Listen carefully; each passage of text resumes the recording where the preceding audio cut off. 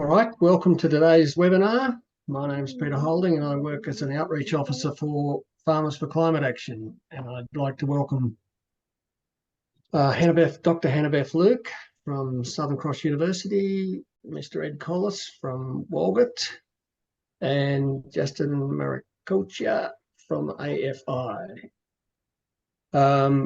Before we do that, we would like to, Farmers for Climate Action would like to acknowledge the traditional owners of the land in which we work and the traditional owners of the land our guests and speakers are joining us from. In my particular case, I'm on Wiradjuri land near Harden. We pay our respects to elders past, present and future, and we look forward to interacting with Indigenous culture as much as we can. So now a bit of housekeeping, and hopefully you'll bear with us. We're using the Zoom webinar room structure today, so participants can't actually engage other than through the question and answer process or the chat box. So if you put questions that you might have in there, in the Q&A sector, we'll deal with those when we get to questions. Now, we'd like to commence with Hannah-Beth. Hannah-Beth is passionate about building resilience in rural and regional Australia. Her research explores on-farm drivers of decision-making across rural Australia towards strategic planning that integrates optimal information and approaches for supporting best practice soil, farm and land management. As a founding coordinator of the Southern Cross University courses in Regen Ag and a project leader of several national research projects, her work aims to reduce community and landscape vulnerability to weather extremes while increasing well-being and regenerative capacity through building and sharing knowledge among farmers, scientists, farming systems groups and NRM organisations. So without further ado, I shall hand over to you, Hannah-Beth. Thanks, Peter. And yeah, good afternoon, everyone. Or good morning if you're joining us from the West. Yeah, so I'm just going to give a bit of an overview today about some of the work that I've been doing with the Soil Cooperative Research Centre. It's got sort of 4 programs looking at a whole different range of elements of farming practices, and I'm in that space that looks at what people are doing, the drivers of decision making around adoption, innovation and investment in farming systems across the country. So I'm going to talk a little bit about that. I'm joining you from Southern Cross University. I'm in the Faculty of Science and Engineering here, and also working on a GRDC project looking at indicators of how we build resilience in farming systems as well. So a few things there. But yeah, look, I'm really going to give a bit of an overview of what we've been doing with the Soil CRC project, which is around, it's actually a social benchmarking of rural landholders across Australia. So it's it really is, and a big part of what we're doing is, well, how are farmers building resilience? What are the stresses they're facing? So I'll give a really sort of high level, broad overview, and then you'll be getting more of the sort of zooming in through the other presenters that you'll be seeing today. So also just like to acknowledge the traditional custodians joining you from the Widjabul Waiable lands today. I'd like to pay my respects to elders past, present and emerging here. So just going to give a bit of an overview of the project, how we do it, just a bit of a background, how we know what we know, looking in at farmer challenges, drivers of decision making, and then also a little bit about how we're engaging and using that information. So this project is it's part of the Soil CRC. It's been running since 2018 now, and it's about understanding, well, farmer decision making. We know that the decisions that farmers make are central to health and productivity and reducing risk and vulnerability to disruptions we face, whether they're climate or market-based. And we do that through sending out this paper survey. I've always got 1 or 2 lying around on my desk. And we send them out through a mail-out process. It's an established methodology. We post snail mail, high tech.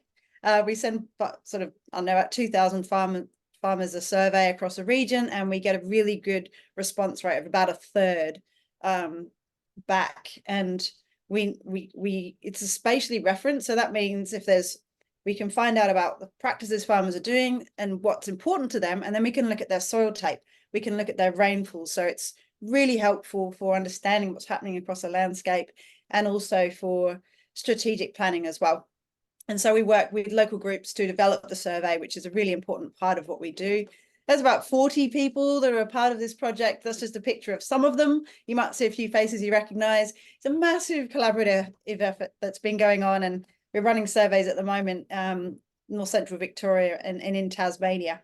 We've also run them across Central West New South Wales, Wimmera, we did the whole of Tasmania, the Northern Wheat Belt, and I think I said Central West New South Wales. So we've been really busy, and we've got about 3,000 responses back from farmers across Australia. The approach I always like to take is through working with people. Through working with your stakeholders from the beginning, which is we bring the farmers in and the grower groups in to develop the survey, which means it actually is useful to farmers when we come and report the results. So, we call it co-design. This is me talking to a lot of different farmers and people from across the nation, working out what are the priorities and the things that are important to these groups that are there to support farmers. And then we send that survey out across the region, and we get the information back, and then it goes into their strategic planning. And it's been really useful to underpin like millions of dollars of investment in what they do. So there's core questions in the survey that are the same. And then there's those ones that are focused, and people in the region say, look, we really want to know, we're on the Eyre Peninsula, we got younger farmers, how can we support them better? And what we found from that survey has ended up in I think at least $1 million more worth of funding that has gone on to support younger farmers. So it's useful. I like to be useful in the work that we do. So I'm just going to give a bit of an overview now of some of the results that we found from across those regions. So look, big table here. I'm going to throw a few charts at you. This just sort of shows that one of the main things, there's a lot of information there, a lot of data. One thing that's really stood out to me as we run this survey out across the nation is that farmers are very different in different regions. The things that are driving their decision making are incredibly complex. You've got different demographics, you've got people with different ideas, different ways of seeing things, different values, different land size, different soil type, different markets across the different farming systems. So it can be a massive challenge for scientists to come up with a one-size-fits-all decision-making tool.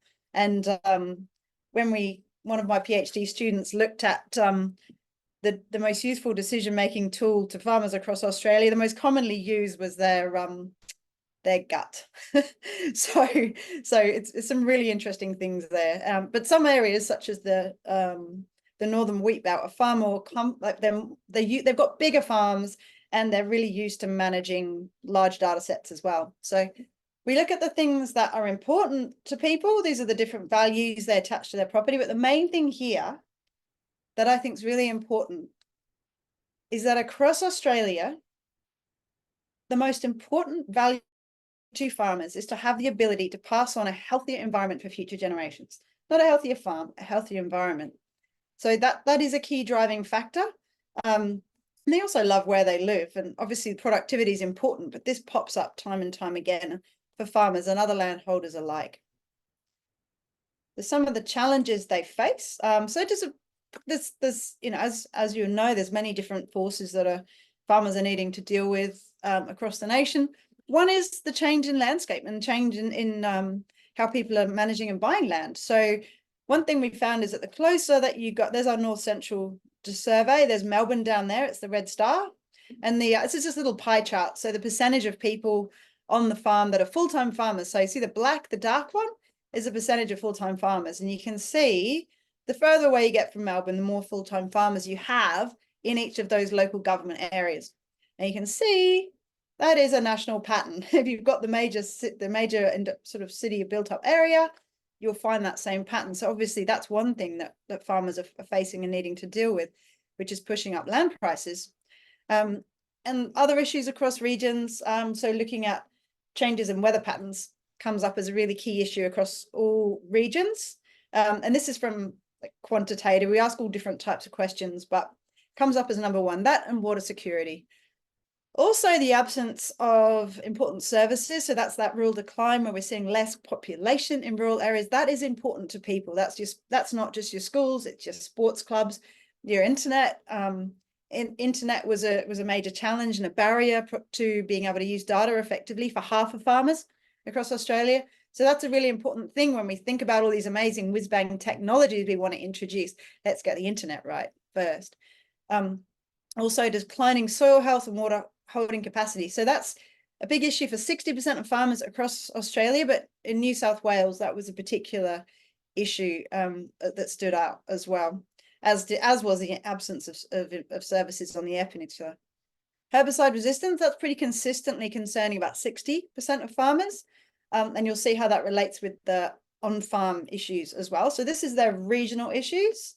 But also people care obviously about the impacts of pests on their native species, that's animals and plants. When we look at the soil issues, and you don't need to look at all of the details of this. I can share you with the slides later if you want, and there's a lot of reports you can have a look at as well. But again, the main thing is down the bottom here, you can see the big trends. So soil erosion is the number one issue across the country. And then these next three are very closely related. So you've got low biological activity, declining nutrient status, and low organic carbon. So they're the next sort of big soil issues. And then you can see there's some big clustering and concerns around uncertain or low returns, limiting capacity to invest. And we are finding that likely to be increasing over time as we see more extreme events unfurling. And then beliefs around climate are quite interesting as well. Beliefs that we can, that it's a risk to the region is come up as quite varied across the nation. That one that sort of stands out there is the Northern Wheat Belt. And we found as you go from west to east inland on the Northern Wheat Belt, we found that more farmers that were further inland that were getting less rainfall and really seeing those changes in weather patterns were finding this to be of greater concern to them. Perhaps not a surprise, but it does seem, that lived experience does seem to be driving people's assessment of the potential risk of climate and weather disruption to their farming activities. But it's also around what you're used to. I was out in WA last week, and I understand it's really dry over there. But in the Northern Wheat Belt, they are used to dealing with less rainfall, and they've had some good years, and they're dealing with a drought year now, or it's looking at potentially that way. Whereas in the southwest, where they haven't had proper rain since September, they're used to having rainfall. So it may be dry in the wheat belt, but they're used to it. So it's also around that change from what you've been used to managing is really important as well. But that a confidence that people can adapt is really key as well.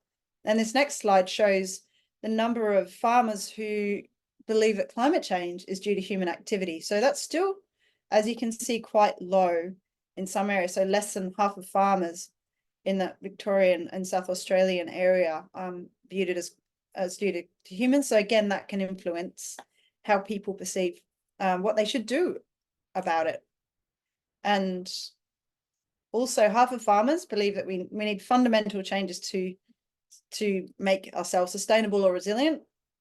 And when we ask open questions, you've got climate and succession, which I'll come back to in a minute as key elements for resilience. So just sort of to look now around, well, what are the things driving farmer decision making? Like, this is vastly, I'm probably not telling you anything new because you're out there, and dealing with this every day, but it's vast. There isn't a magic formula that I can create that's going to necessarily predict what a farmer's going to do. Look, when you have a big data set like we've got, you can start to look at trends, and you can go, okay, well, these things are important to farmers. These values are driving decision making. Obviously, the weather is driving decision making. And potentially gender will lead to different decisions as well. Not potentially, we've shown that it does. So there's a whole range of different things there. So we've sort of start to try and figure out how all of this works together. And we're doing some, we've now got this sort of data set. It's actually just over 2,700 farmers that have filled in this very lengthy 16-page booklet. There's about 300 questions in there. So we're starting to really be able to look and understand at how those organizations are coming together. So but in general, those elements that are driving practice or best practice change is that trust in organizations who are delivering through a variety of platforms to get through to our very busy farmers, building knowledge and confidence around best practice implementation. There are different farmers out there. There are some who are willing to just give things a go, and there are others who need to see that local success. And then there are other farmers who are just happy with the way things are and don't see a need to change. Time and money are always going to be important. But so is the farmer next door. There's so much connectivity, and this does change among farming systems, but the farmer next door is a major sort of normative, what's normal? What's normal for you? What's normal for me? Let's sort of figure out how we do things. Sometimes there can be a big shift in that, but the farmer next door can have a big influence on other people. So, and if they're a trusted neighbor, but where are they getting their information from is a really important question. Also belief in climate change, belief in what is a trusted information source, what media they use, can be really important, but also competing values around, I really want to pass on a healthier environment, but I've also, you can't be green when you're in the red, that whole thing. So how is that working with money? How is that working with the capacity and time that they have? And time seems to be linking very much, available time links with the age of farmers. I'm 43 and I've got 2 young kids, and I've got less time perhaps than people at other stages in their life, arguably. We're finding people that are managing young families as well find it much harder to even be able to access potentially field days. And so those are the way that some things will intersect with age, gender, and your capacity to build that relationship with organizations, the trust and the confidences and the best practices that they might be promoting. And of course, then you need the engagement approaches that are going to match those people as well. So younger farmers, of course, they're from, I think, Gen X, which is my age, and older, where use websites, and they're more likely to be in grower groups. But younger farmers, perhaps a little bit less so, and they're more likely to be online. So, but basically, we know the more you can reach out to people, that's how you're going to deliver information. So all of those things will lead to whether or not people are confident and invest in trying out new practices. He actually is now Dr. Matt Alexanderson, is my recently finished PhD student.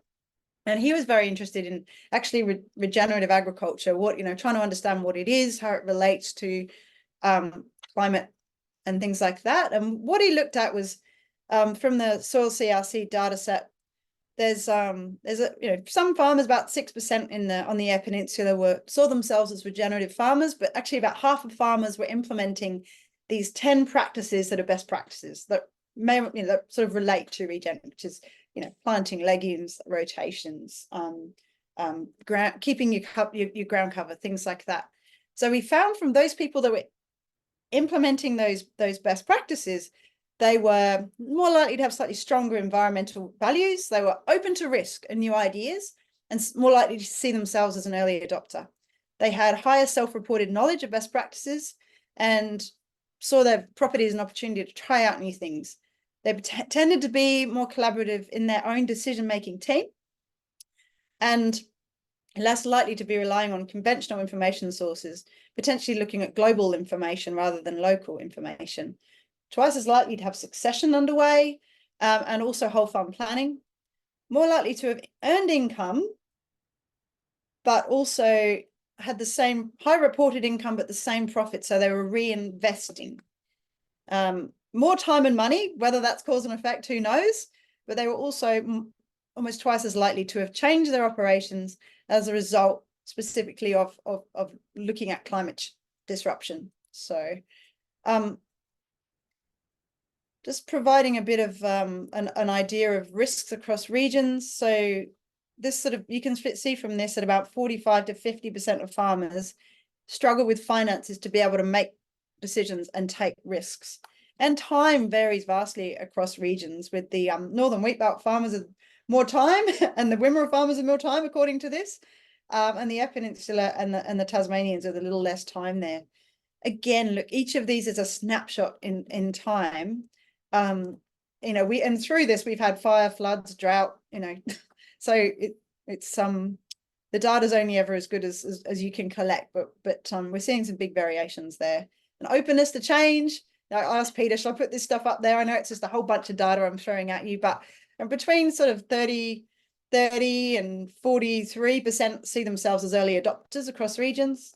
And down the end here, those who see the farm may not be the best, but they're happy with the way things are, is between kind of 15 and 30% of farmers. But this is actually a big driver of people not implementing those best practices. People are happy with the way things are, then they're not. It's a really strong negative correlation. So we're getting some pretty big trends. Look, there's a whole bunch of stuff there. I'm just throwing another big sort of chunk of information at you there. But look, from some of the preliminary analysis we're doing with the statistics, we've identified 2 levers that we're looking at in closer detail now. This is not published information. This is what we are currently exploring in the statistics, and we're finding some pretty big patterns. And two big levers are the 2 yellow dot sort of things there. So if you started across the top and work your way down, that's sort of, we've got resilience along the bottom. And then we've got up the top there, these different factors. Some of the things I talked to about trusts in organizations, but also farmer well-being, whether they're feeling supported, having a sense of belonging. Really important to have that bigger decision-making team together. So if you've got younger farmers as a part of the mix, you've got a combined knowledge. Some people have been off and done different things and come back, and they might have more confidence in data management or knowledge of different types of best practices. Therefore, more confidence in investing in different best practices. But also whole farm planning is such an important lever of or driver or link to best practice across a landscape.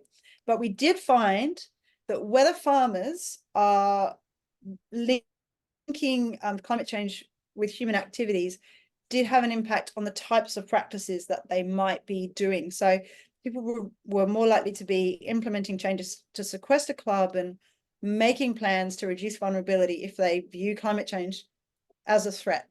So that's really important, you know, and that links to a whole range of different resilience building practices. So look, you know, just to summarize that, what we're trying to do here is, you've got a huge amount of data. I hope I haven't thrown too much at you, but it's about understanding people, what motivates them across regions, identifying the things we can change as supporting organization and you know, research organizations to support strategic planning that is informed by what the farmers need, hopefully improving regional resilience and productivity. So those key elements that are driving decision making, demographics, underlying values, attitudes, time and money. But obviously those key elements linking with resilience are also about your decision-making team and belief in climate. And of course, if you've got young farmers as a part of your decision-making team, you're going to have, it's more likely to be easier to navigate succession planning as well. So that's what I've got for you today. Look, if there's any questions, I'm happy to answer them. I know we've got 2 more presentations to go, but really what we keep just opening up is more questions over and over. So thanks, Hannah-Beth. That's excellent introduction there, and it demonstrates how broad this concept and sort of discussion that we need to have is. So now we'll move on to a vastly more hands-on practical discussion with Ed Collis. Now, Ed's from Walgett, a large wheat growing family out there, I guess. He grows wheat, canola, barley and some pulses. He runs cattle on his property which is called Ashanti, and it's 30 kilometres south of Walgett. Ed's had a long career in farming and all aspects of it, and especially risk management. So without further ado, I'll hand over to Ed, who is sitting here waiting. Now, Ed's on the phone because of the wonderful systems that we have in this country with internet, so bear with us there. I hand over to you now, Ed. And you're on mute. How's that, Peter? That's much better. That's good. Thank you very much. Okay, I suppose I'd just like to add to that and probably follow on from Hannah Beth. I haven't been a farmer forever. I'm from a rural family in a rural area, but our family struggled particularly through the 80s with the decline in commodity prices and sheep in particular. And I took myself to university at the age of 27 with basically not a lot of hope of ever coming back to the land. There was nothing to be handed on, and I did my own thing. Spent quite a few years working for the Queensland Department of Primary Industry, so I was one of those people that drove in the gate to give farmers a hand. Finished up managing the Queensland component of the National Property Management Program through the noughties. Left that and then went to manage a grain business, and then got into farming in a small way and have been able to leverage that pretty solidly. And basically my wife and I've gotten to where we are today. So I've sort of been on both sides of the fence. And crunch came for me in my 20s. I basically subsisted by working as a rouseabout and a musterer and all those draggy jobs before I thought myself out of the situation and said, well, hang on, you're going to do this, you better do it properly. So I took myself off and did a commerce degree. So my background is a fair bit different to a lot of farmers around here. I just want to context something, and it's probably building on something Hannah Beth said, you know, and I'm glad she said it. I mean, there are a lot of things that can disrupt. It's not just climate, and I think I get the impression that sometimes that people think, oh, it'll be right, we can just continue the way we were if this doesn't change or if that doesn't change. I think what we've got to start thinking about is equipping people or people becoming aware that change is a constant and change happens everywhere. And actually the rate of changes is getting quicker and quicker. And we've got to understand that in our decision making. I'm very familiar and has been a provider of a lot of farmer training over the years. I go to a lot of farmer training. I think the thing we've got to think about is that there's got to be a higher level, and I don't mean that in a judgmental way, but at the planning level and at the business level and the thinking level, there's got to be some way that these individual blocks of learning are synthesised into meaning and action. I remember speaking to a chap who was a very well-respected rural businessman. He said, be very careful, Ed, about any farmer who tells you they've got 50 years experience. A lot of them have got 1 year's experience 50 times. That's all very well in a very stable area, but I don't come from a very stable area. Our area here pretty much models operation optimality. We get 80% of our revenue in 20% of the years. We do have heavy clay soils and can bank water, and we say we grow our crops with the rain we've had, not the rain we might have. So it's a different sort of environment and a different sort of context. But I really do think why people make decisions is a bit more complicated than 1 + 1 = 2. And I do appreciate that comment about people making decisions from their gut. And I think that particularly, when you start dealing with, mental processes and for the untrained to try and explain how you process in your mind a plethora of variables and come up with a decision. Yeah, in some cases they might think it's a gut feeling, but if you dug deep enough, you'll probably find there are certain things that have triggered that response from past experience. Some of them quite pleasant and some of them not so pleasant. So look, I don't know if there's any questions or anything. I just like to say I push it pretty hard. According to most of my people around here, I probably borrow more than anyone tells you I should. But it's been good to me, and I'm going pretty hard. I'm prepared for drought. So we, over time, the question that was raised about money to make change is a big one.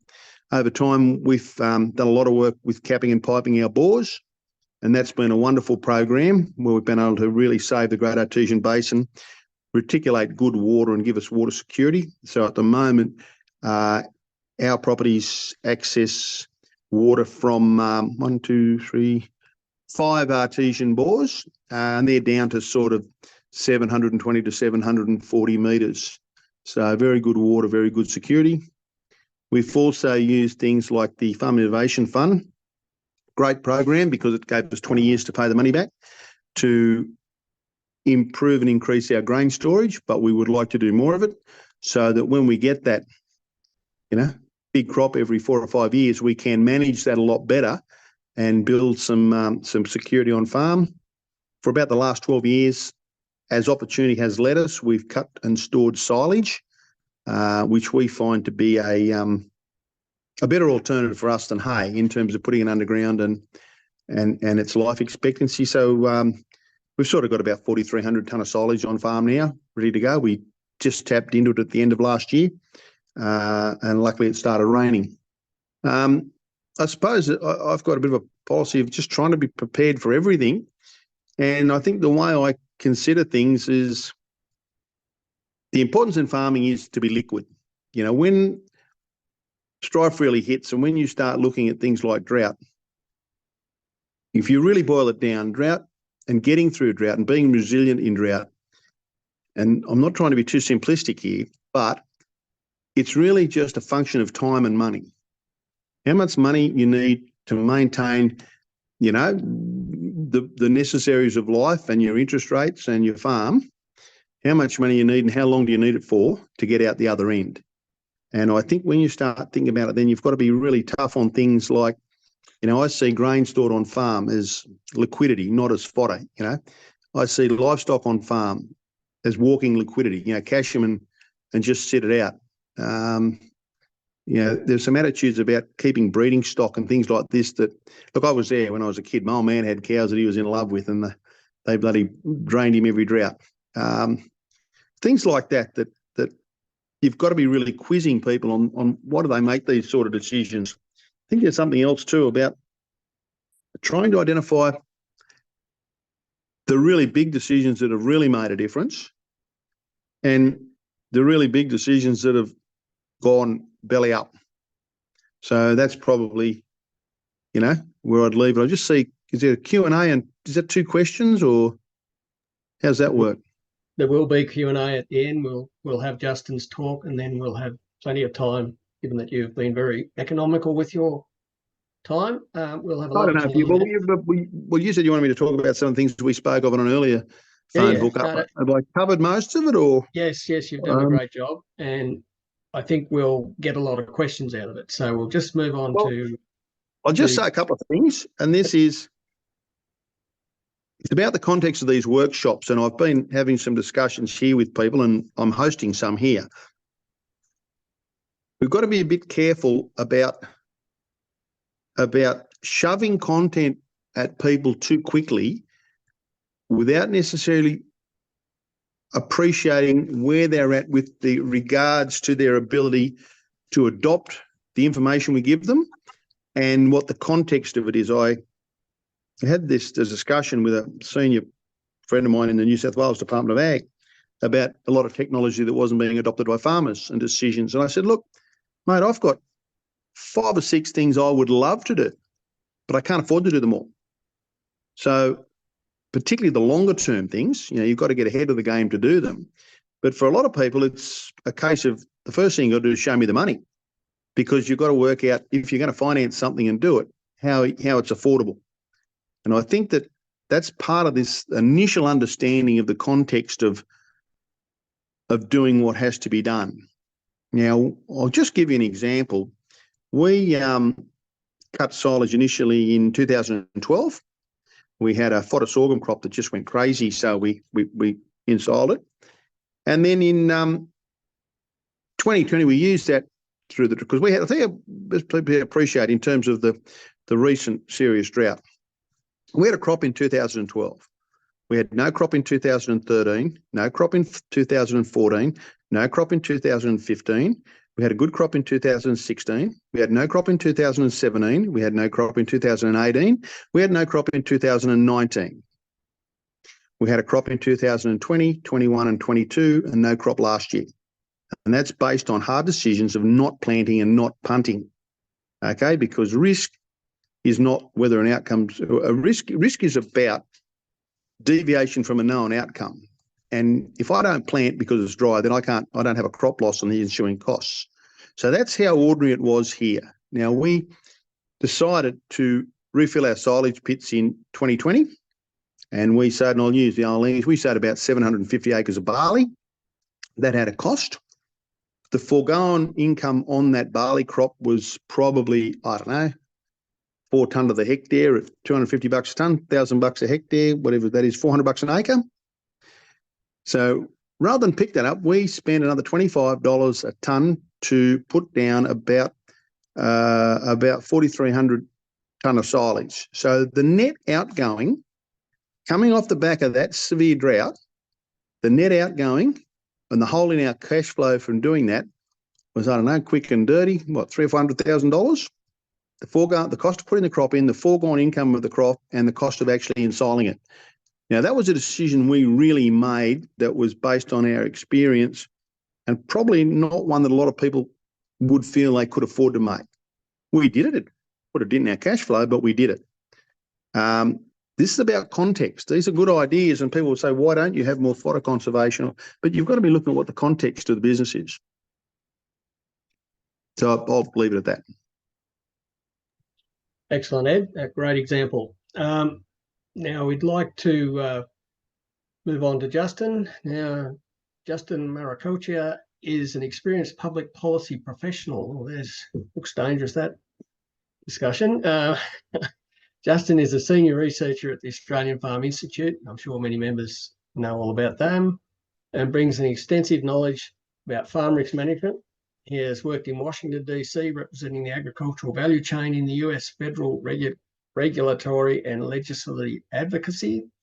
In his time with Corn Refiners Association and Plant-Based Products Council as their senior manager of sustainability, working to push the agriculture and bioproducts industries in a more sustainable direction while lifting up rural communities and the manufacturing sector.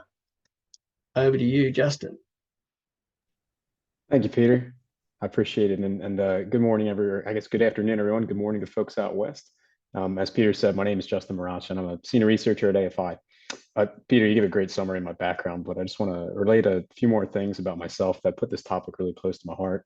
The picture on the left of this slide is a cranberry bog in southern New Jersey on the east coast of the United States.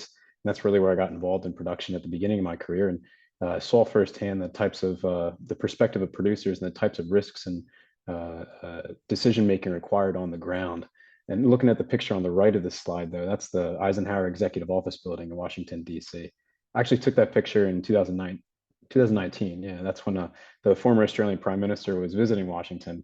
And in DC, I learned how the things that policymakers say and what they write affect the business and the physical environment for agriculture. And I'm starting off with this because my portion of the webinar will be fairly high level. And I wish I could share more details about a really exciting risk management project that AFI is working on right now, but it's not complete yet, can't publish it at the moment. So instead, I'll focus today on the policy perspective of farm risk management in a changing climate. The Australian Farm Institute, who we are, is we are a nonpartisan independent research institute, and we're really dedicated to informing policymakers as well as the agricultural community writ large, like yourselves, on important matters of ag policy. We strive to lead these discussions and provide an independent forum for this type of discourse, and we do that in many ways. So we publish a quarterly journal as well as a newsletter. There's various events throughout the year that we host. We fulfill research projects that are funded by public and private entities and participating engagements like these. So I'm really happy to be here. Now, 2024 is the 20th year of our existence at AFI, and over these past 20 years, the Institute has published and researched extensively on the topic of farm risk management. And over the years, this research has been increasingly dedicated to risk management in an evolving environment, as well as an evolving marketplace that's being influenced by the climate crisis. So on this topic, I can think as recently as last year, the last year's cohort of journals that we published, these are quarterly, so we had 4 last year. 2023 was a year that we saw extensive exposure to farm risk management in a changing climate being present in this type of scholarly discourse. Our first edition last year was dedicated to the question, is regional Australia becoming, or is it presently uninsurable? And as a risk management tool, agricultural insurance projects or products are relatively scarce compared to international counterparts. But the authors in that journal covered the issue of simply keeping these products available. So it's really a sustainability issue of those, the availability of those products. The second edition of our journal last year, that focused on strategies and commentary to preserve intergenerational prosperity in Australian ag. And the research included a lot of discussion around succession planning. So I'm glad that Hannah Beth touched a bit on that earlier. And when we think about succession planning, the Department of Ag, Fisheries and Forestry, they note that agriculture is the oldest group of owner-operators out of all sectors in Australia. The median age of farmers continues to rise, and that certainly doesn't seem to be slowing down. Now, the risk of an aging workforce to the sector is ever present in the minds of policymakers and in policy for crafting a functional and an adaptable sector in a changing climate, because this risk may rise as the climate-induced challenges render a career in agriculture less and less appealing to the younger generations. Now, the third journal of last year, we discussed government's role in future-proofing agri-food systems. And it's a fairly broad topic, but government's role in helping producers manage risk, of course, was explored in fairly great detail. Now, government presents producers with a host of options to assist in risk management, like the farm management deposits, the regional investment corporation loans, just those being a couple of examples. But the debate over whether the current level of government intervention or policy intervention, whether that's too much or too little, or like many in the audience would find probably too confusing, that debate won't end with our journal. So we're happy to keep the conversation going. And finally, we're really excited to have published an issue, the 4th one last year, that was dedicated to perspectives from Indigenous Australians on agricultural policy. It touched a lot on how these communities are uniquely affected by the risks posed by a changing climate. Now, that was last year. On Tuesday of this week, actually, we published our first edition of our journal from 2024. And this discusses how to build resilience in Australia's agricultural input supply chains and the unique vulnerabilities of our system. And just one element of that vulnerability is Australia's high reliance on importing agricultural products. Now, the merits of importing these products or these inputs are generally favorable. You know, we live in a globalized economy, and that should be praised. But it is important to recognize that there's real on-the-ground effects of global events on the agriculture input prices as well as availability, when producers need to increasingly adjust their decision-making on the type and the volume of inputs that are utilized when the climate crisis continues to affect productivity. I certainly don't need to tell anybody in the audience about the price of inputs and their availability in past years with the war in Ukraine as well as the COVID-19 epidemic.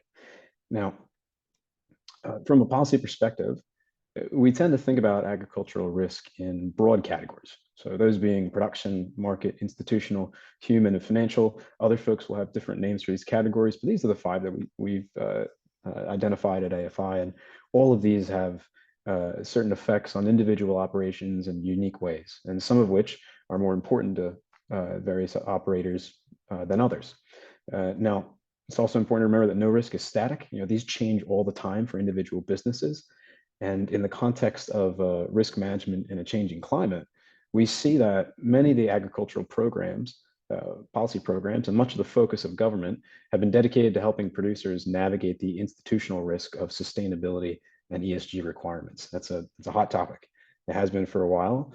As downstream producers of commodities like manufacturers, as they feel the pressure from stakeholders and government to improve sustainability reporting and progress, the demands on producers have undoubtedly increased. I'm sure the audience would agree. And to some, this represents a risk to market access. To others, it's a risk to social license. And we see sustainability and ESG requirements on producers as a particularly difficult risk to manage in a changing climate. But even though it's difficult, I can assure the audience that there's a lot going on in this space. There are countless private and public initiatives that are working to make sustainability reporting easier for producers. Individual industry representation bodies, the RDCs, continue to devote a lot of work, a lot of brain power to their sustainability frameworks, just to be able to show the progress of producers as a respective, or in their respective industries that they practice in. Now, for the whole sector, there's the developing or the evolving Australian Agriculture Sustainability Framework. For those who don't know, the AASF, as it's affectionately called, it's a joint initiative of the Department of Ag, Fisheries and Forestry with the National Farmers Federation. And AFI is very proud to be a project partner on the AASF. And we're hoping that one day the framework could be used or serve as a sustainability risk identification tool for individual producers to see where within the sustainability spectrum their risks lie. Now, time will tell if among not just the AASF and the individual efforts, time will tell if it's enough or appropriately expeditious in our changing climate, but there's a lot underway. Now, speaking of the concept of time, how successful has ag risk management been in the broad sense for the sector so far? How well have producers fared? And up until this point, you could argue that Australian producers have managed their risks fairly well, with great effort and dedication at the individual level. And looking back to a couple of editions of the Farm Policy Journal, some of our authors have said that Australian producers have become risk management experts by necessity, especially in a sector with low financial assistance from the government relative to our international counterparts. It's a low subsidized industry, and Australian producers are very proud of that, and they should be. Their resilience is evidenced by the low rate of business failure in agriculture. In fact, one of our authors asserts through the Australian Bureau of Statistics data that agriculture as a sector has one of the highest business survival rates in Australia, top 5. But as producers know, and of which policymakers are becoming increasingly aware, they have been for a while, this is getting more and more difficult as the climate changes. And when I think about how much more difficult it's getting, I think of this ABARES graph. It scares the hell out of me. It shows the effects of seasonal condition changes on farm profits between 2001 and 2020. Now, when you look at that graphic, good luck finding a significantly large production area on that map without a negatively impacted bottom line across its farm businesses in general. Now, these changes to traditional seasonal conditions can be attributed to climate change, and most of those risk categories that I had up earlier are similarly affected by climate change and thus affect farm profit and profitability. So those other categories like market risks, institutional risks, and so forth. So as any number of those risks increase in their severity or become harder to manage, the outsize, or what seems like an outsized influence of something like seasonal conditional variability, will no longer be outsized. It's just one among the many climate affected risks that are faced by producers in the future. So when you think about that, what can policy and what can government do? Now, in 2020, AFI was asked by the National Farmers Federation to evaluate how government can best improve policy surrounding financial risk management measures. This was published, and I'm happy to share the link. This was done among a broader project that was funded by the New South Wales government to assess on-farm risk management and government's role in managing those risks or assisting farmers in the management of those. And the focus of the study was financial risk management, but I really believe that the major themes for good risk management policy are applicable to all the other risk categories we talked about. So in the study, we examined programs like the farm management deposits, like the RIC loans I mentioned earlier, but also things like the Farm Household Allowance, the Rural Financial Counseling Services options, drought programs, or even tax provisions that are afforded to producers like income tax averaging or accelerated depreciation. And if you're looking at that slice of the larger pie of policy-derived risk management tools, AFI has concluded that future risk management policies, especially in the face of a changing climate, ought to reflect these 4 themes. So the first thing is that policy should focus on individuals and families. And the adequacy, so by that we mean they should focus on the adequacy, the availability, and the administration of programs. Things like the Farm Household Allowance can be improved in those categories. We can enhance and expand rural financial counseling services to give producers that risk management knowledge and intel. And we can increase the provision of targeted skill development programs that help producers identify risk, assess, and manage them. So focusing on individuals and families and how they can help manage their business. Second would be that preparation and innovation are the really key phases within the risk cycle that policy should focus on. That we're talking about things like incentives for capital investment being a key piece of this to not only improve the present productivity, but preparedness for future seasonal conditional risks. Programs like the FMD scheme can also be seen as a preparedness policy, offering for farmers something that we hope to be afforded in this theme. Now, the third theme would be avoiding perverse and discretionary outcomes, or distortionary outcomes, rather. Now, the paper goes into a lot of detail on the market distortionary outcomes of policies like direct financial assistance through concessional lending and other grant programs. But this theme is about embracing the risk management expertise and the adaptability of farmers. And in a changing climate, a one-size-fits-all policy will not achieve the risk management outcomes that producers desire or that they need. And finally, the last theme is improving data collection and the data-driven analysis. And while that's certainly applicable to sustainability and ESG reporting requirement risks, data-driven analysis will be key in adapting risk management policies at all levels, across all categories of risk, from individual producers all the way up to the Commonwealth government in an increasingly data-driven world. So if I could sum up what AFI has learned, I suppose, across all these journals and all of our research and work into this topic, in one sentence, it would be that the intention of good farm risk management policy is good farm business management. Good farm business management is the #1 tool that producers have in managing risk. And that's not a statement of to farm better, you need to farm better.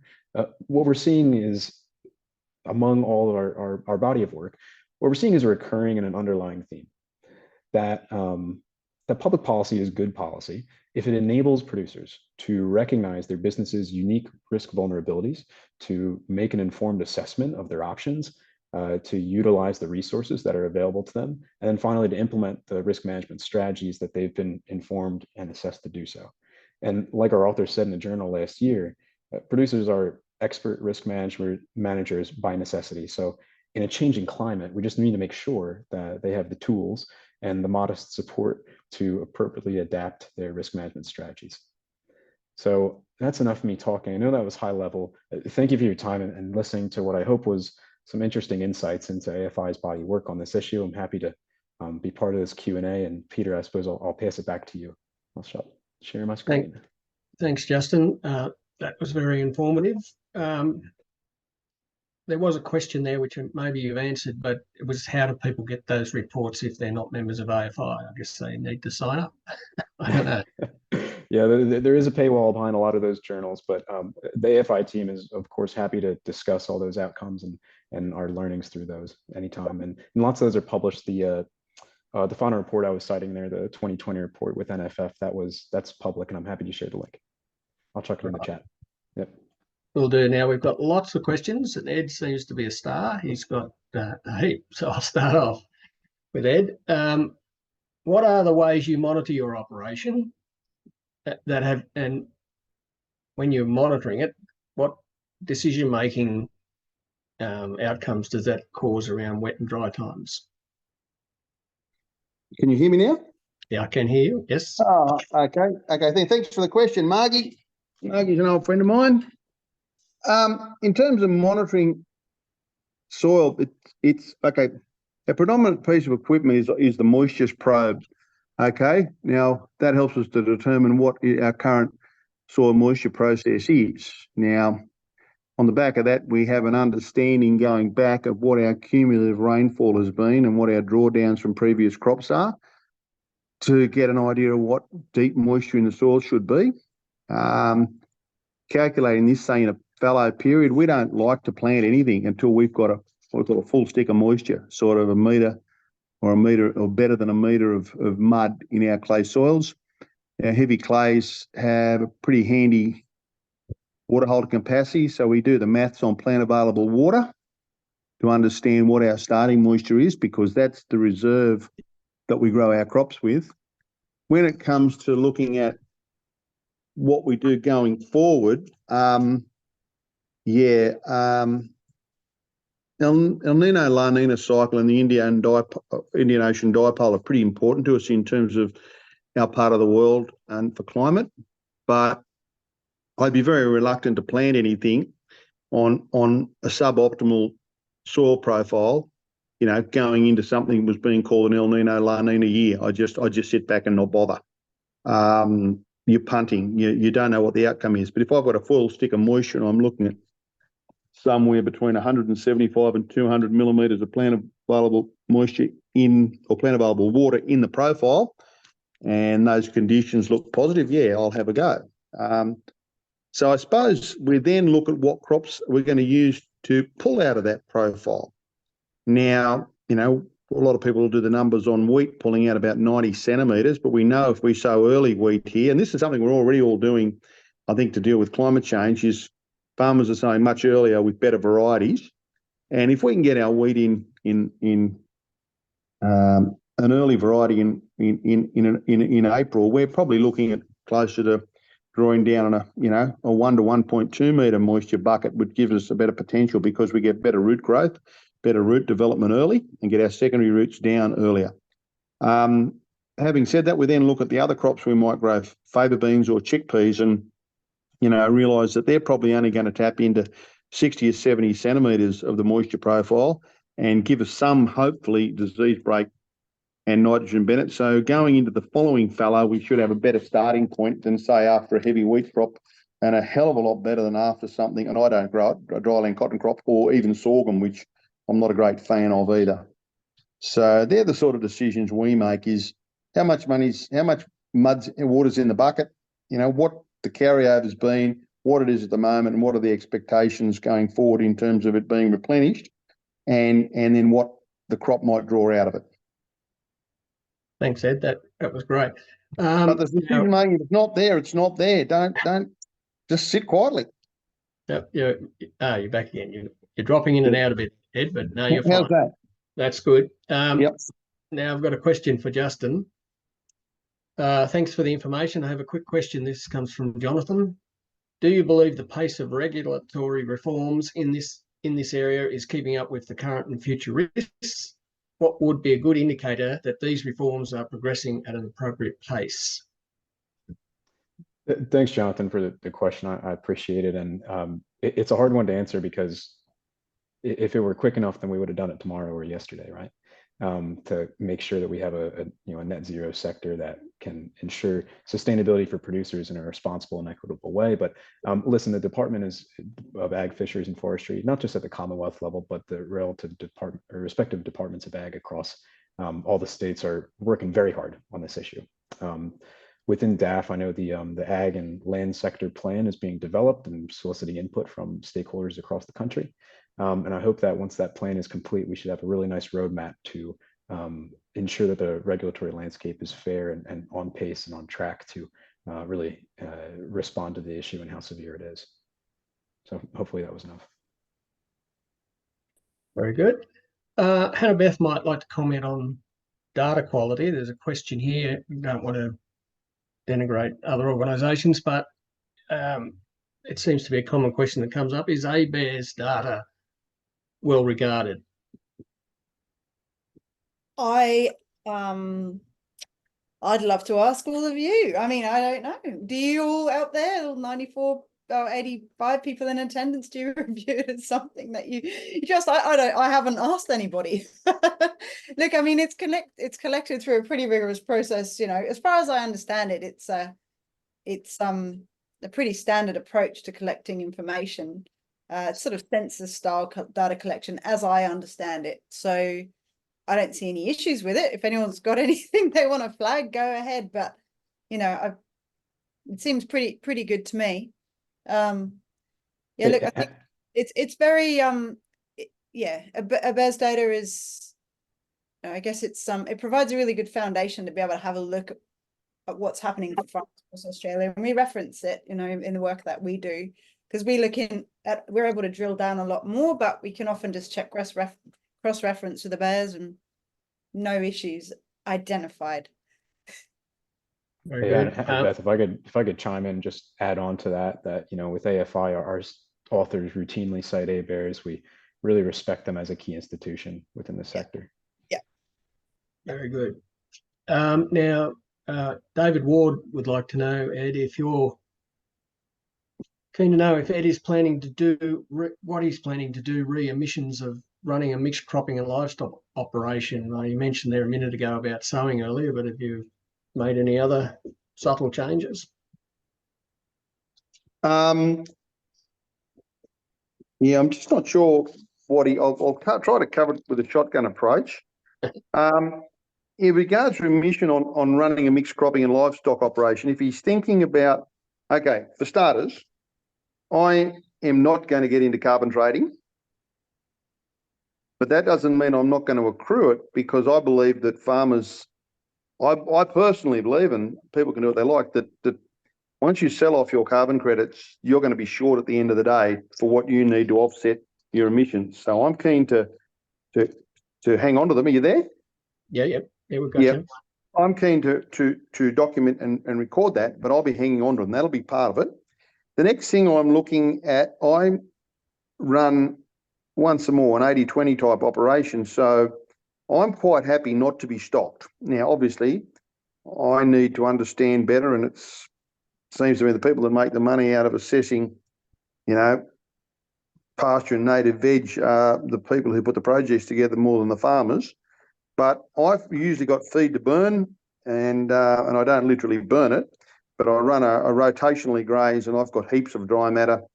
My pastures are in good nick. Now, obviously, if I was running no stock, I should be accruing a level of credit. If I was running too many stock, I would be probably in deficit. Somewhere there's got to be a happy medium to balance that out. In terms of additives, to abate methane, or open ears, show me what we need to do, no trouble at all. In terms of the machinery side, on the farming side, I'm a bit nonplussed about the fact that someone growing pastures can have that recognised as a form of carbon sequestration, but my stubble isn't, particularly as I'm not a stubble burner, and we're trying to return every bit of organic matter back to the soil. I'm just having a bit of a phone issue here. Just hang on a minute. You're coming through all right, Ed? Yeah, we're trying to return every bit of organic matter back to the soil. I've even discussed with a few people, you know, I sold some sold some straw to a chap who baled it, very, very heavy straw. I didn't want to burn it, so they cut it with a windrower, and it went to a mushroom farm. Now, everyone tells me I can't get any credit for that, but I'm sure the mushroom farmer, when he's finished with it and has converted it to compost and sold it for a very nice sum, will get some level of credit. I've had this argument with a number of people. If I grow 1,000 tonnes of grain, should I get a carbon credit for that? I'm told I can't, because it's ultimately going to be released back into the atmosphere. Well, that's fair enough, but not by me. If you pay me enough money, I'll dig a hole and bury it. But if I have a ton of wheat and it goes to make bread and someone eats it, well, they should be the final person wearing the carbon emission on that. Don't just stop it at me. But the next thing is, if I were to sell that wheat to, say, Manildra Mills, and they were to produce ethanol, so that's a short cycle carbon emission against an offset against a fossil fuel. Where's the value in that? You know, we want to try and, if we want to move to, in the short term, to a short carbon cycle rather than using fossil fuels, where's the encouragement to do that if there's no recording of you know, the carbon balance as it moves through the system? But on the other hand, in terms of machinery, yeah, we're moving more and more to wider gear. We'll be moving to disc planning to lower our draft and reduce our emissions of fuel in our farming operations. We're also have purchased a camera sprayer so we can start lowering our chemical usage, and that's working out very well. But once more, it's one of those things that has a cost to get into, and that's working very well. I've already started exploring alternatives. I'm not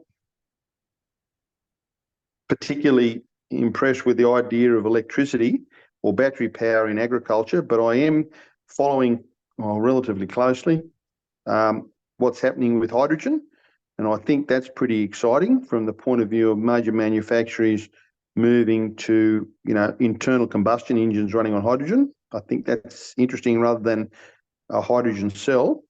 The other thing that is being a bit poo-pooed around the ridges, but needs looking at, is HVOs, hydrogenated vegetable oils, which are a more robust alternative to transestified vegetable oils. Okay, so you can make your home biofuel with transestification, but you can actually process your oils and your tallows in a same process as they use for diesel.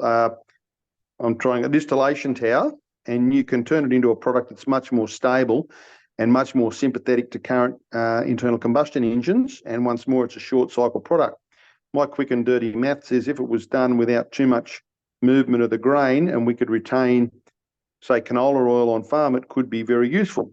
However, some of the literature I read on it, certain sectors have poo-pooed it as a technology because they're worried that it may become a major market for things like palm oil and obviously threaten palm oil forests. So, 6 one way and half a dozen the other. But I'm looking to alternate technology. I'm looking to the current technology being as efficient as possible, and I'm looking to move to other short cycle carbon fuels that will run my operation in time. Very good, Ed. Now, we had some questions sent in. I've still got quite a few questions. Not too sure who we'll address this to, either probably Hannah-Beth or Justin, but how do we ensure the increased climate variability and a heavy reliance on imported inputs that the input supply chain can respond to increasingly flexible climate responsively production systems? So it's a bit of a jumbled question, but I guess they're talking about the impact of climate change on supply chains. How do we reduce it? Look, I think I'm happy to go first if you like, Justin. I'm sure you've got a bit to say on that too. Look, I think it's not just climate, it's, COVID demonstrated the vulnerability of our supply chains. And I think we're still experiencing some of that, but then we've also got that intersection with war and the Ukraine war and the sort of the energy prices, because ammonia production is quite energy intensive. It's very linked to oil price. So as the oil price goes up, nitrogen prices go up. And so and I think a lot of our, correct me if I'm wrong, but I believe we get quite a lot of our ammonia from Taiwan. So there's a whole geopolitical sort of vulnerability there. So I do think it would be really good to see, obviously we want to strengthen the resilience of Australia's farming systems as a whole. But there's also some really interesting things that I've heard from the farmers that I'm working with. I was in the Wimmera working with doing a workshop with some farmers there, and they were talking about agronomists still just saying, look, just put the same amount of N across the whole farm, the whole field, across the whole paddock. Straight out, same amount of N across the whole paddock. I'm like, really? That's, if you're employing someone, surely there's some variability there. And basically they were saying, well, we can't afford it. So we're changing our practices to make ourselves more resilient. We're actually going to try we're going to go back to some rotations and looking at legumes because we can't follow your advice. It's just costing us too much. So it's also leading potentially to some change to some of the older practices, lower tech approaches, but also higher tech like precision farming, and people are wanting to reduce the amount of N. And when I sort of started, people aren't just looking at necessarily trying to reduce the amount of synthetic fertilizers they're putting on, but they're looking to apply them in a smarter way where they're going to make the biggest difference. So I think this is one example where supply chains is creating some practice change as those complexities come together. But Justin, I'd like to hear from you, your perspective on such things as well. Oh, I agree 100% that practice change is being induced by the types of disruptions we're seeing within ag input supply chains. And I'd say on that matter that the next 10 years of input supply chains are going to be different than the previous 10 years. And then the previous 10 years from that. I mean, it's a constantly shifting environment. And what I saw I contributed an article to our last journal regarding the agricultural innovation ecosystem here in Australia in terms of the breadth of research and introspection into this topic. And I really think that we're going to have to lean on the innovation ecosystem, and not just new technologies, but like you said, knowledges and technologies that already exist, and seeing how we can incorporate that into holistic production management systems to address the types of shortages or lack of availability or increases in pricing and inputs as the world becomes more and more destabilized through the changing climate. Mm-hmm. So really leaning into that innovative aspect, and like I said, even just during the chat here, that we'd really like to see policies that enable farmers to embrace their best angels of risk management and the way that they've been doing it and become experts already. And I think that this is just a piece of that input supply chains. I think there's, in terms of the carbon markets as well, there's another really interesting space developing there, because the world is moving in terms of coming up with a whole bunch of different ways of measuring and understanding how we sequester and release carbon.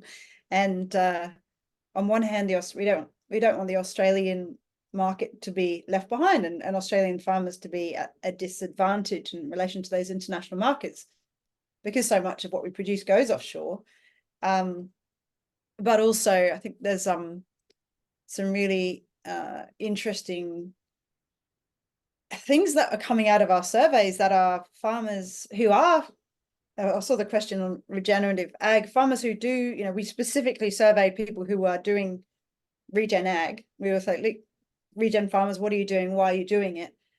And carbon was actually seldom mentioned. It was just a useful side benefit of improving the biology and the health of the system. So I thought that was really interesting. It's not necessarily a driving factor, but it is an important element nonetheless. But they see it as more of a holistic challenge rather than just about carbon. Very good. Right, now I have probably an insurance question for probably all the participants. How critical is climate insurance for farmers, and what can be done to make it more accessible? Do you want to lead off, Justin? You've probably done more work in this than anybody else. Well, that's a fastball you gave me there. I would certainly refer back to the journal, but I would say that from when we think about insurance in a changing climate, like I said during the chat, that insurance products in Australia are relatively scarce compared to our international counterparts. And I think that producers ought to prepare for a world in which agriculture insurance is not a primary risk management tool, as it was often treated in the past. And it's going to become more and more difficult. It's a bit of a mixed bag. And we see how with certain programs or certain areas are adopting, or rather not relying so much on the financial system to provide the insurance they're looking for, but leaning on community type programs to hedge a bit of their bets. So like I said, I would say in general, preparing for a world in which it is not a primary risk management tool is the best risk management approach I think that a producer could take at this point in time. Does either Ed or Hannah-Beth want to add anything? Yeah. Oh, sorry, Hannah-Beth. No, you go, Ed. I've got a little bit to say on this, but I'd like to hear from you, Ed, on your experience with this. Yeah, I'd fully agree. I've seen nothing on the financial products side of it from farmer risk that I think is affordable.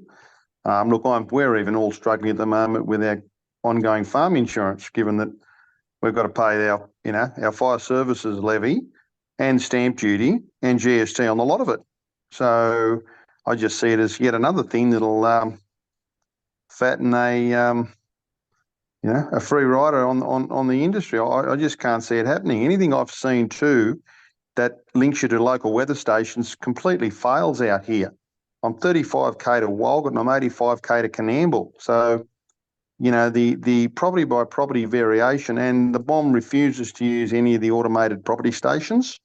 So no, I think it's going to be outrageously expensive. And you've got to look at, some of the overseas models, when you dig into them, they're pretty much government subsidised anyway.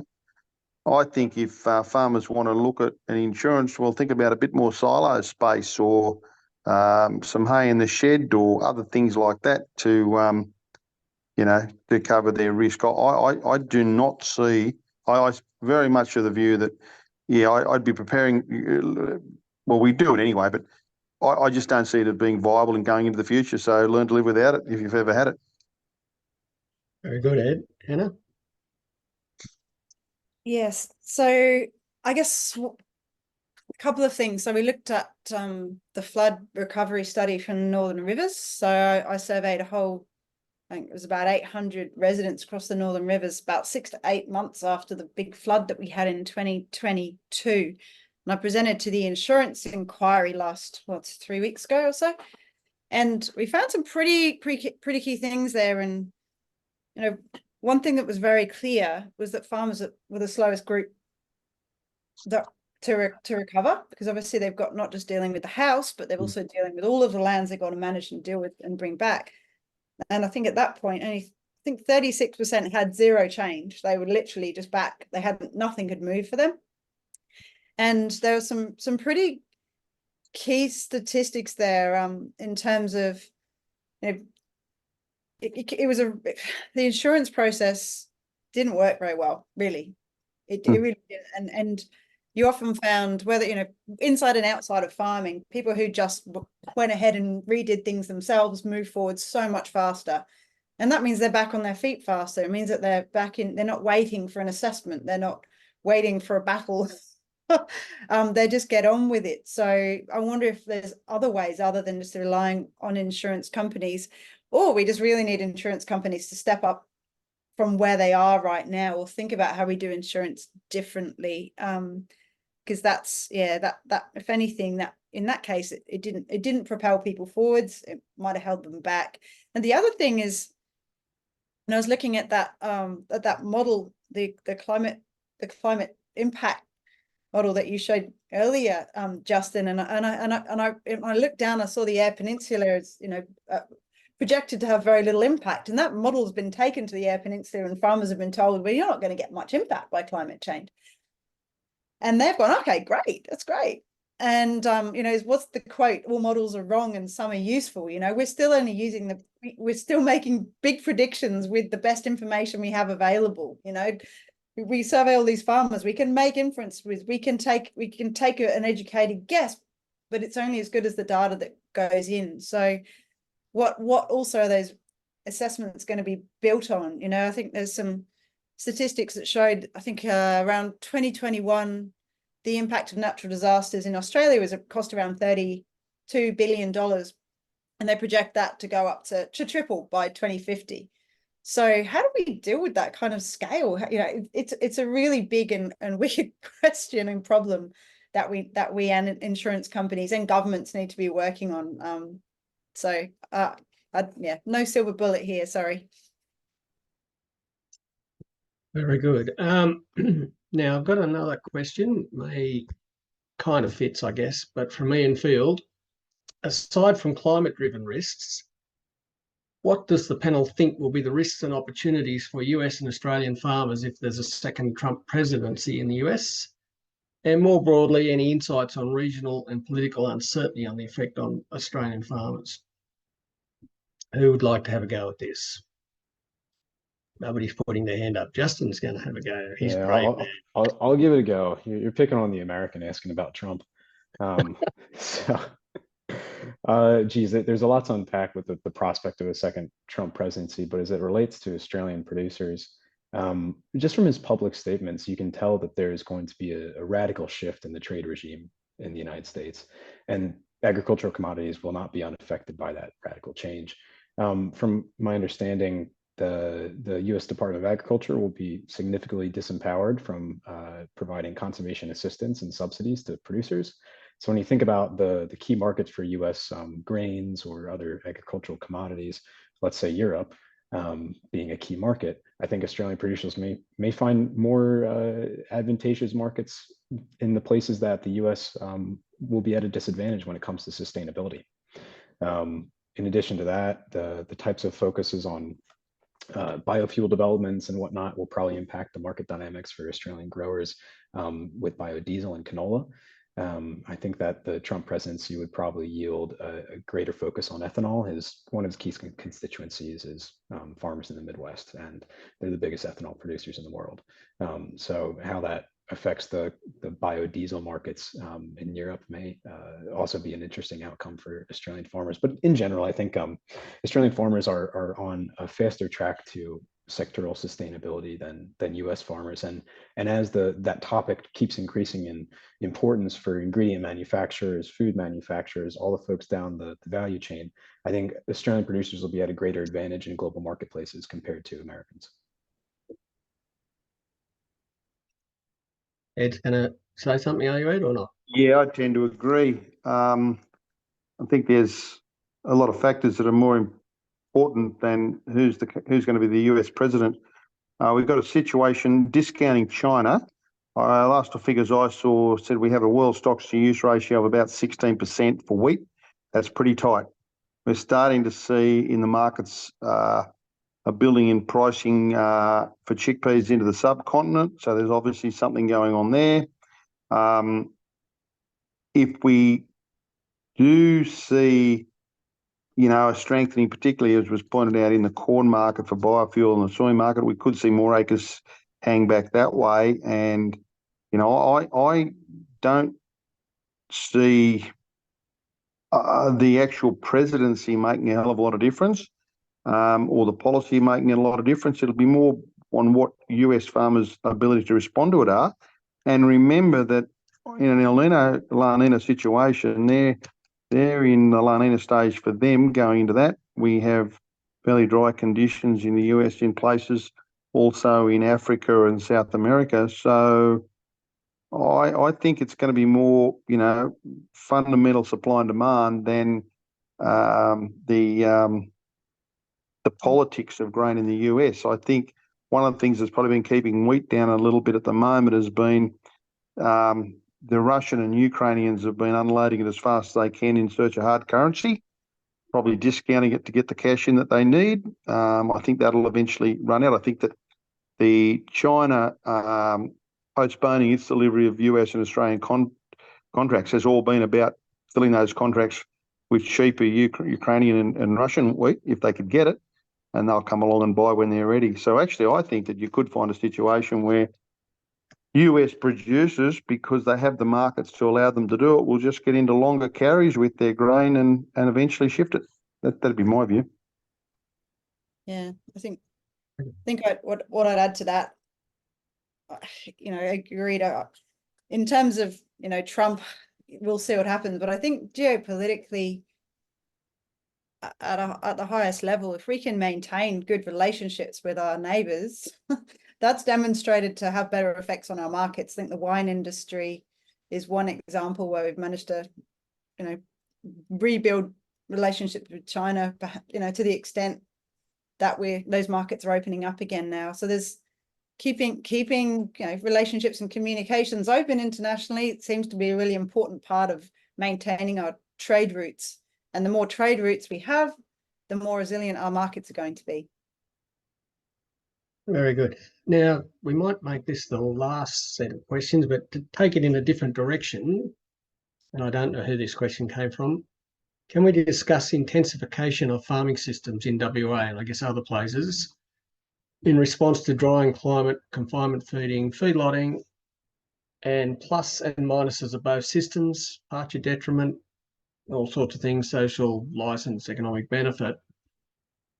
But I guess it's a question about technology and adaptation and farmers trying to squeeze more out of less. So how do we think intensification is going to go?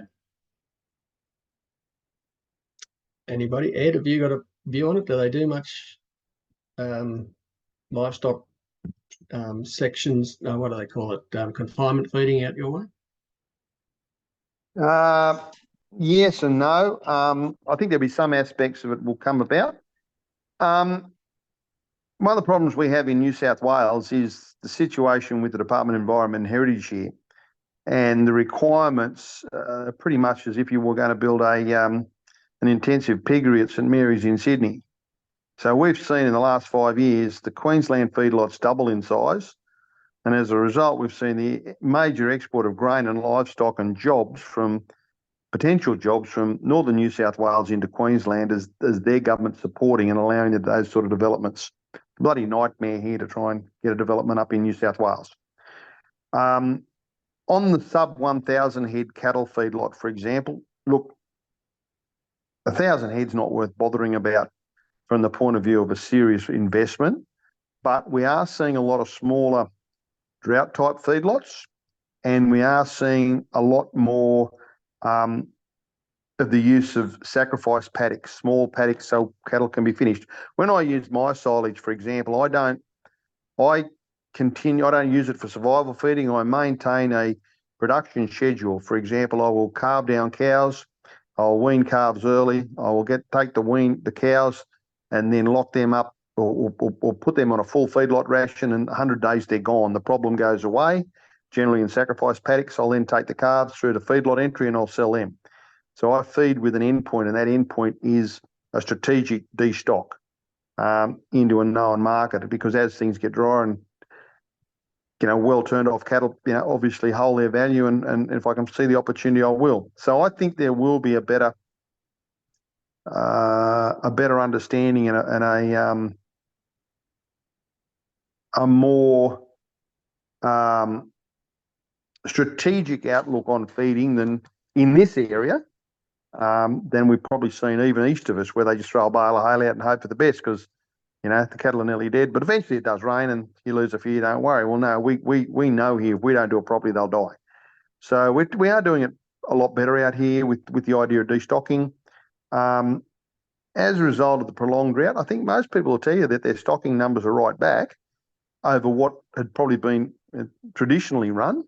But people are getting better wool cuts, getting better lambing rates, and up until recently, the strength in pricing has been appreciated. So people are running.